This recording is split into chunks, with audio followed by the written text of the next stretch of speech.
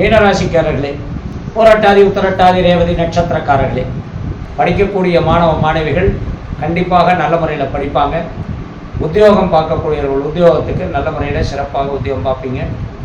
வேலை செய்கிற இடத்துல இருக்கக்கூடிய அந்த வருமானம், இன்சென்டிவ், சம்பள உயர்வு இதெல்லாம் இந்த மாதத்தில் உங்களுக்கு ரொம்ப நாளாக பெண்டிங்கில் இருக்கிறது கிடைக்கும். குடும்பத்தில் கணவன் அந்யோன்யமாக இருக்கக்கூடிய காலமாகவும் இருக்குது. அதே சமயத்தில் குடும்பத்தில் சில பிரச்சனைகளை கொண்டு வரக்கூடிய காலமாகவும் இருக்குது.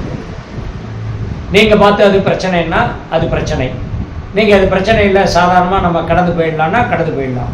ஆனால் நீங்களாக எந்த ஒரு விஷயத்தையும் எடுத்து பேசக்கூடாது. இது வெளிநாட்டில் இருக்கவங்க உள்நாட்டில் இருக்க எல்லாத்துக்கும் அதே தான். சனி பகவானுடைய தாக்கம் கண்டிப்பாக இந்த மாதத்துலேருந்தே இருக்குது.